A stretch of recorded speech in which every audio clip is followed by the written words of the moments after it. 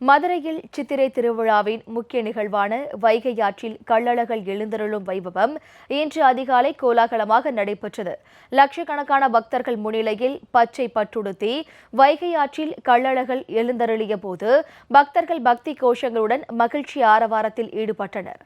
மண்டுக மகரிஷிக்கு சாப விமோசனம் வழங்கும் வகையில் ஆண்டுதோறும் சித்திரா பௌர்ணமி அன்று சுந்தரராஜ பெருமாள் கள்ளழகர் வேடமிட்டு வைகை ஆற்றில் எழுந்தருளும் நிகழ்ச்சி நடைபெற்று வருகிறது.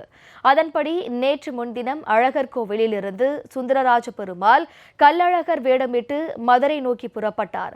18ஆம் படி கருப்பண்ணசுவாமி கோவில் முன்பு கண்டாங்கி பட்டுடுத்தி மதுரை நோக்கி வந்த கள்ளழகர் பல்வேறு மண்டகப்படிகளில் எழுந்தருளினார். நேற்று அதிகாலை மதுரை நகருக்குள் வந்த கள்ளழகரை வரவேற்கும் வகையில் 3 மாவடி என்ற எதிர்சேவை நிகழ்ச்சி நடைபெற்றது. அதனைத் தொடர்ந்து புத்தூர், ஆத்திக்குளம், சொக்கிக்குளம், தல்லாக்குளம் உள்ளிட்ட பகுதிகளில் அமைக்கப்பட்டிருந்த மண்டகப்படிகளில் எழுந்தருளி பக்தர்களுக்கு அருள் பாலித்தார். தொடர்ந்து இரவு 12:30 மணிக்கு தல்லாக்குளம் பெருமாள் கோவிலில் திருமஞ்சனம் நடைபெற்றது.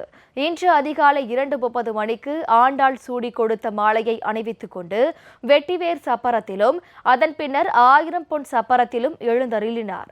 இதனையடுத்து மதுரை தல்லாக்குளம் பகுதியில் உள்ள கருப்பண்ணசுவாமி கோவிலில் இருந்து தங்க குதிரையில் ஏறி வைகை ஆறு நோக்கி புறப்பட்ட கள்ளழகரை வரவேற்கும் வகையில் அழகர் வேடமிட்ட பக்தர்கள் தண்ணீரை பீச்சியடித்தும் ஆடிப்பாடியும் வரவேற்றனர். அப்போது வெள்ளி குதிரையில் வீரராகவ பெருமாள் எழுந்தருளி கள்ளழகரை வரவேற்றார்.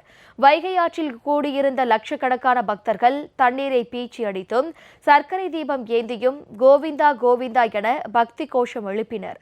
பச்சை பட்டுடுத்தி கள்ளழகர் வைகை ஆற்றில் எழுந்தருளி பக்தர்களுக்கு அருள் பாலித்தார்.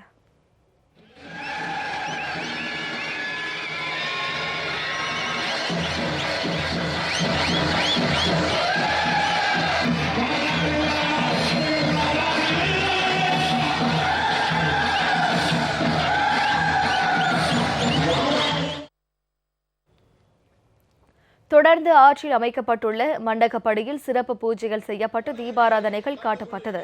முன்னதாக வைகை ஆற்றில் கள்ளழகர் எழுந்தருளும் நிகழ்ச்சிக்காக வண்ண மலர்களால் மண்டகப்படி அமைக்கப்பட்டிருந்தது.